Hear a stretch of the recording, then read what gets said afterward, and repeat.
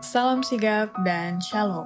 Renungan kita pada hari ini, Minggu 15 November 2020, berjudul Pengacau Umat.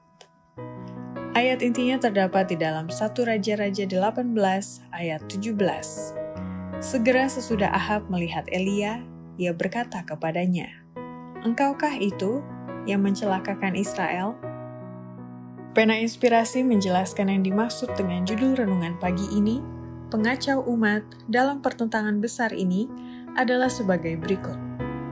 Pertama, tuduhan sebagai pengacau umat muncul dikarenakan adanya persepsi bahwa orang yang percaya kebenaran itu adalah kaum ekstrim yang selalu mengajarkan berdasarkan Alkitab, tetapi ajaran itu berbeda jauh dengan ajaran tradisi manusia yang sudah diterima oleh agama mayoritas. Saya minta mereka yang mengaku percaya pada kebenaran supaya berjalan dalam persatuan dengan saudara-saudara mereka. Jangan berusaha memberikan kesempatan kepada dunia ini untuk menuduh bahwa kita adalah kaum ekstrim, bahwa kita tidak bersatu, bahwa yang satu mengajarkan sesuatu hal, sementara yang lain mengajarkan hal yang lain lagi. Hindarilah perselisihan. Kedua, tuduhan sebagai pengacau umat muncul dikarenakan adanya gerakan atau tindakan yang merangsang perasaan sehingga prinsip tidak terkendalikan oleh setan yang bereaksi melalui agen-agennya. Kita tidak mau menggerakkan perasaan orang banyak supaya membangkitkan kekacauan, di mana perasaan dirangsang dan prinsip tidak dikendalikan. Saya rasa kita perlu berjaga dalam segala segi karena setan sedang bekerja dengan sekuat tenaga untuk mematangkan teknik dan rancangannya menjadi satu kekuatan yang mendatangkan bahaya.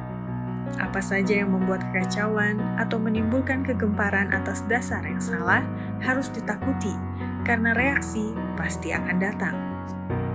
Ketiga, tuduhan sebagai pengacau umat muncul dikarenakan adanya pengikut fanatik yang berusaha untuk memaksakan undang-undang hari Minggu itu, yang ditentang atau dilanggar oleh orang-orang yang menolak undang-undang hari Minggu tersebut. Menentang undang-undang hari Minggu hanya akan memperhebat penganiayaan para pengikut fanatik yang berusaha untuk memaksakannya. Jangan beri mereka peluang untuk menyebut kamu sebagai pelanggar-pelanggar hukum. Seseorang tidaklah menerima tanda binatang itu karena dia menunjukkan bahwa dia menyadari kebijakan memelihara ketenangan dengan menahan diri dari pekerjaan yang menyakiti hati. Keempat, tuduhan sebagai pengacau umat muncul dikarenakan adanya keberatan-keberatan dan argumen dari orang-orang yang menghormati hari Sabat Alkitab itu masuk akal, tetapi itu dianggap sebagai pembangkangan, kekerasan kepala, dan penghinaan atas penguasa dan tidak setia kepada pemerintah. Mereka yang menghormati hari Sabat Alkitab akan dinyatakan sebagai musuh undang-undang dan aturan, sebagai pelanggar aturan moral masyarakat, sebagai anarki dan korupsi, dan menyebabkan hukuman-hukuman Allah atas bumi ini.